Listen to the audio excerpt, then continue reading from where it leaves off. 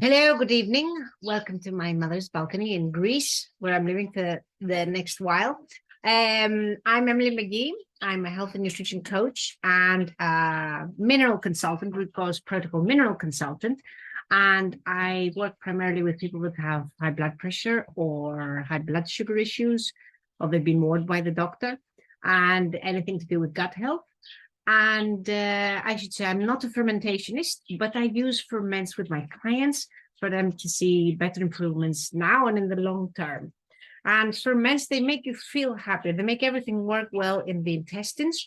And they just need to be present in your daily diet. So because some technical issue, and apologies, it didn't work at 7 p.m. when I started the recording. Thankfully, I had my lovely friend Roshi with us. But I'm going to make a second ferment now and show you how it's done. And hopefully we won't have any noise issues. I'm going to sit this time so you can see better what I'm doing, right? Okay, let's ignore my son's thing in the background, surfboard. Right, so what we've done is we've taken beetroot and we've chopped it into sticks, finger-sized sticks. There we go, and try and make it like this. I've done it like this. Try to make them similar size, but it's okay. What I have is I have a 300 ml Kilner jar. It's a short jar because I'm going to put these sticks upright or like that and pack them tight. So these are the airtight sealed jars. You can get them in IKEA, they're very good. And hang on, look at there. There we go. They're airtight jar and they will be great for the fermentation process. So we have our beetroot.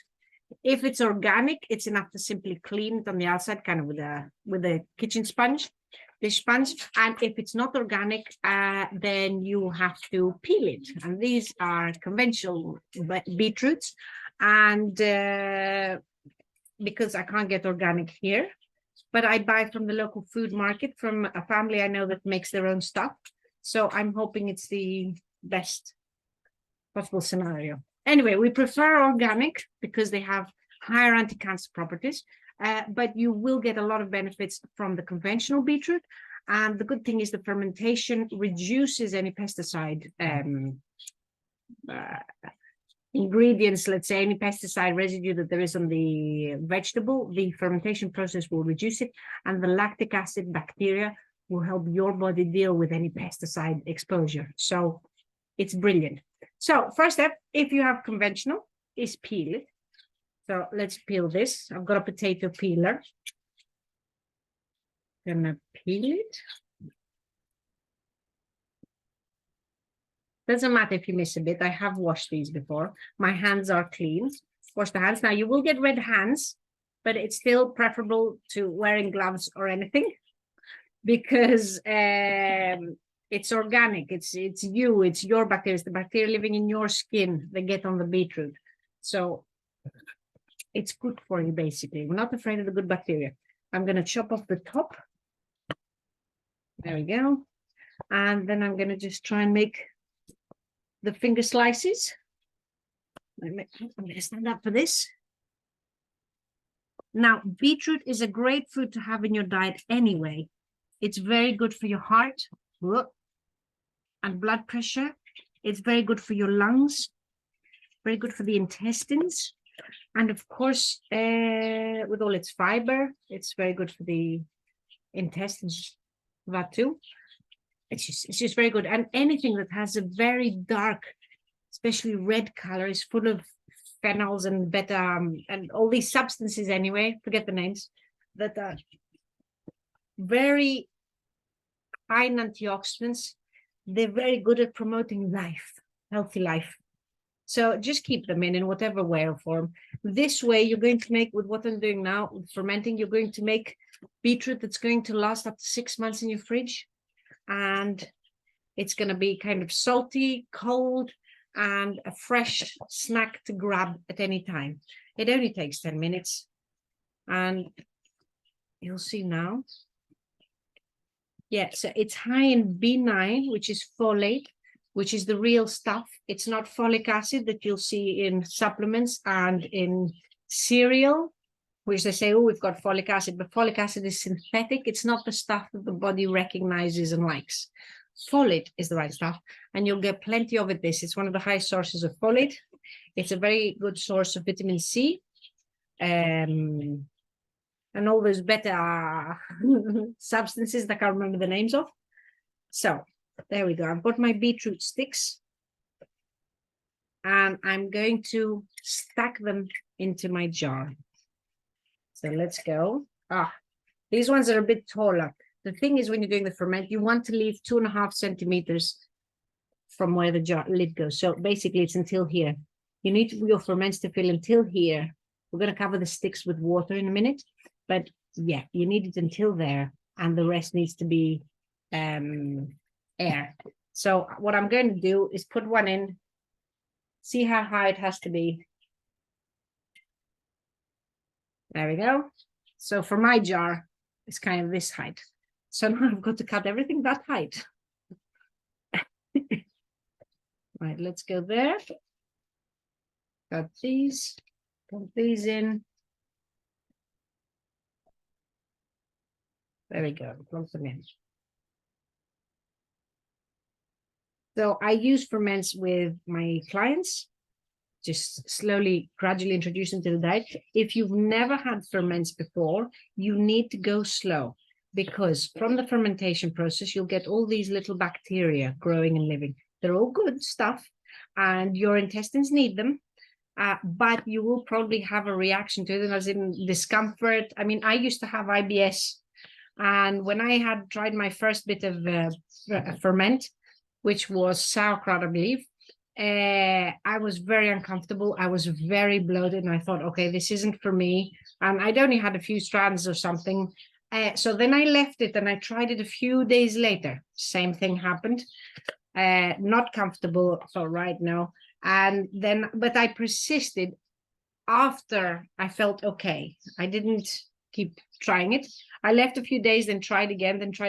And it probably took me about 2 weeks to eat a portion of ferments and not have a tummy ache. And I was quite surprised. I was like, oh, and then I felt quite good. And suffice to say, I no longer have IBS, and I do think they were a big part of it.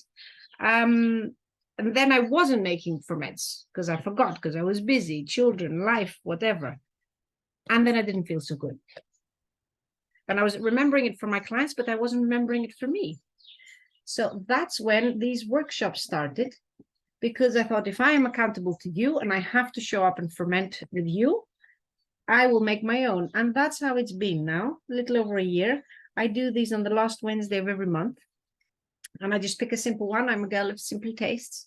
I don't like it too complicated. I still haven't gone to the kimchi, because it's like, I have to deal with it. I was a meat and potato eater, which is quite limiting. And it's no wonder I got IBS. It's no wonder I had a lot of stomach discomfort, but I never connected it to my food, which is ridiculous. I realize now, but I did not connect it to the food. Anyhow, I'm now a health coach. I now eat well. I feel better. My God, my skin looks a lot better. And I've seen clients who have come off blood pressure medication by the doctor, mind you, not by me, by the doctor. Clients who are no longer type 2 diabetic, which is just an incredible thing to see. And ferments have to be a part of it. They have to be a part of it. You feel better. You make better food choices. Your weight stabilizes. And then whatever benefits you have from from whatever you're fermenting, like now we're doing beetroot, and I told you it's got B9, it's got vitamin C, flavonoids, polyphenols. Those attributes are amplified when they've been fermented. Plus, the actual vegetable itself becomes more digestible for you. So this is just a winner. You've just got to do it. It's a no-brainer, basically. So I've packed my jar pretty tightly. Now pause this video, or whatever stage you're at. If I'm going too fast, pause it and come back. Now, here they are. Let me just show you the tightly packed. Okay, I'm seeing a few gaps there. But yeah, this is them. They're only coming up to here, and I'm leaving 2.5 centimeters at the top. And what I've got is you can flavor it. You can leave it there. That's it. That's fine. Or you can flavor it. My favorites to mention are garlic and ginger. Both because of their properties. I'm sure you know they're amazing power foods. But garlic is a big helper when it comes to metabolic health, anything relating to insulin resistance, and well, everything relates to insulin resistance. If it's blood pressure, blood sugar, I can tell you it relates to insulin resistance. So I'm just going to put a few of these chopped up garlics wherever there's a gap between my beetroot. Chop it up, put it in. Let me see, there. Yeah, I've literally just put a few, but even that's going to be enough. It's going to give it a bang. Right, I've got all this leftover stuff, which I'll probably grate into a salad. I'm going to, shall I put them in? I will, I'll put them in. There's some gaps in the height, so I can plonk these in, these bits, these little things that I'm left with.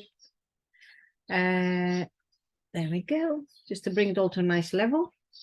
Now, in this jug, I had 500 mils of filtered water. You don't want the chlorine and the fluoride if your water is fluoridated.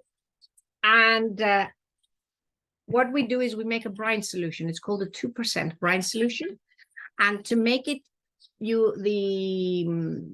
whatever you call it, is 1 liter of filtered water to 1 tablespoon of sea salt or Himalayan salt, but it has to be good stuff. Sea salt, where the ingredients is just sea salt, because that's where you're going to get all your minerals in. They'll have magnesium, potassium. That's the other thing that's in beetroot, which probably is the big factor that helps with the blood pressure. It's high in potassium, which the heart needs. It's not a case of reducing the salt. Yes, reduce the table salt. That's not good stuff, but it's high in potassium. If we gave more potassium to everybody, hearts would be in a better health. Going right down. Oh, that's nice. So I pre-mixed it. I already did it. What I've got for 500 ml of water, I do 1/2 tablespoon of salt. I'm not too precious to be exact. It's fine. More or less half, it's fine. But yeah, I've already mixed it. I already made 500 mils. This is what was left.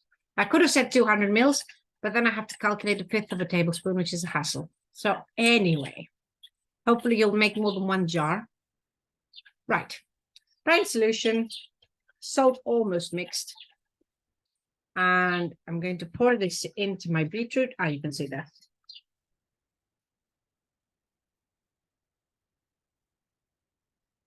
Lovely. I want 2.5 centimeters left. That's not negotiable. So any little tips of beetroot sticking up out of the water, I'm chopping them up.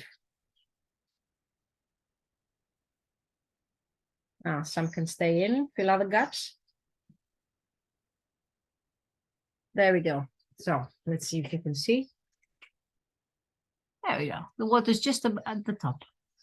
Now, what we need now is a weight, because the vegetables, if it's going to be sitting in the water for the next few days, the vegetables are just going to have a tendency to come up.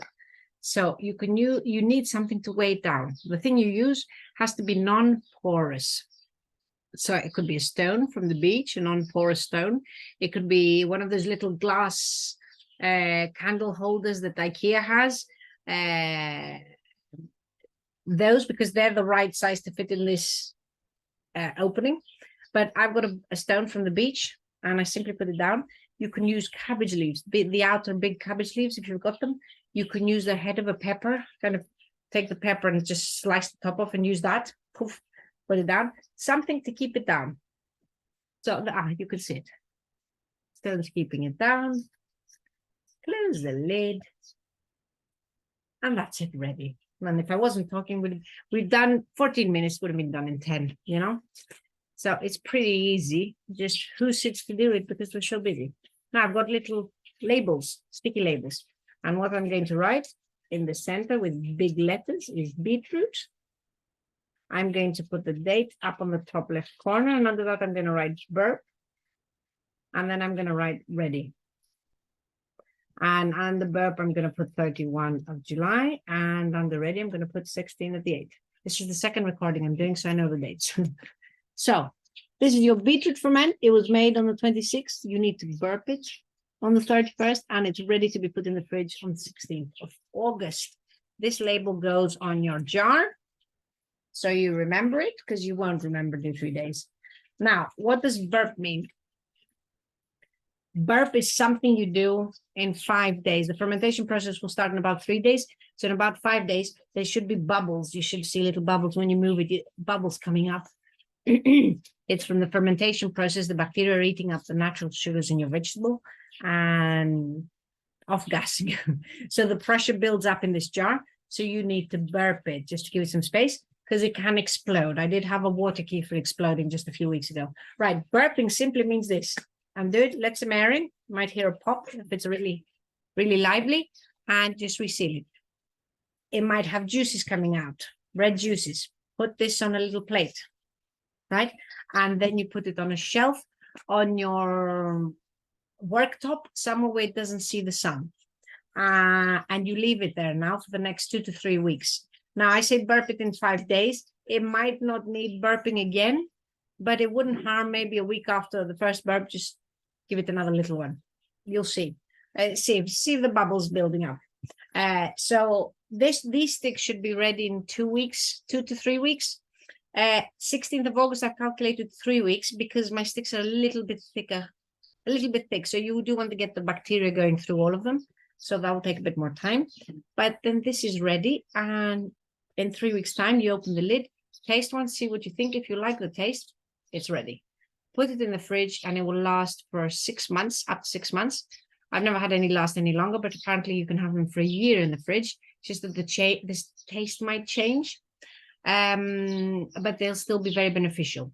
The other thing to know about beetroot ferments is that the juice therein is incredibly beneficial. It's full of tons of ingredients. It's very high in anti-cancerous properties. So definitely don't throw it away. And maybe while you have it, you can still drink it. Just take a tablespoon, drink it in a little shot, put it in your smoothies. If you make smoothies, it's a brilliant health tool to have. And what I do with the children who don't eat the ferments is I make them lick the spoon. But hopefully they'll eat this. They do like it when there's a bit of garlic in. And we'll see. And that's it for me. Hopefully the audio is good on this recording. And the next one is at the end of September. I'm not doing any in August. And we'll see what will ferment then. Thanks. And let me know if you have any questions.